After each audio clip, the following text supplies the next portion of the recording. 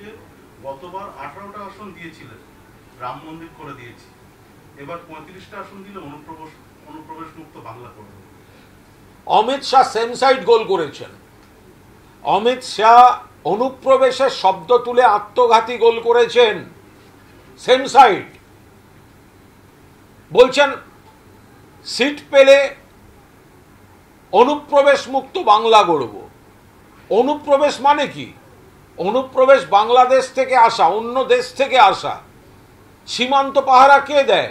BSF, কেন্দ্রীয় এজেন্সিগুলো। কাদের দায়িত্বে? কেন্দ্রীয় স্বরাষ্ট্র মন্ত্রকের দায়িত্বে। কেন্দ্রীয় স্বরাষ্ট্রমন্ত্রীর নাম কি? অমিত শাহ। কাকে বলছেন অনুপ্রবেশ মুক্ত?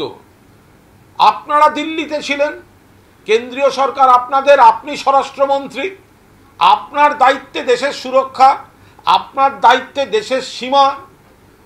আমাদের সীমা নিশ্চয়ই কলকাতা পুলিশ বা রাজ্য পুলিশের দায়িত্ব নয়।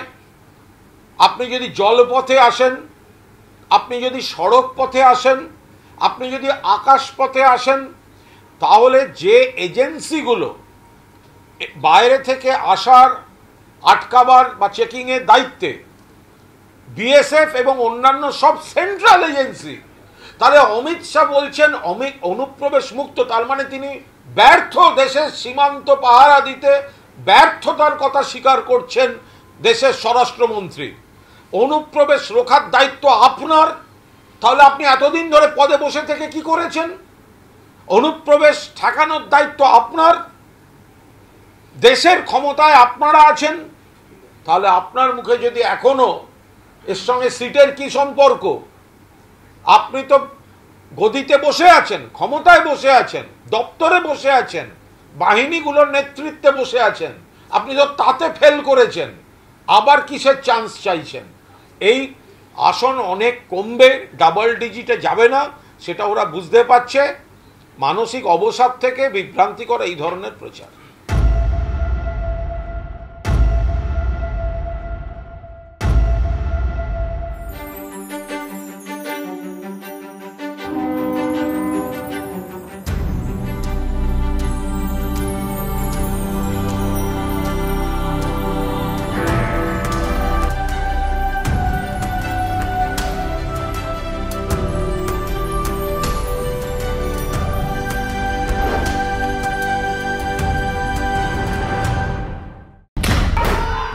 খবরের শুরু থেকে শেষ কথা, দিনভর যা যা ব্রেকিং এক নজরে দেখে নিন।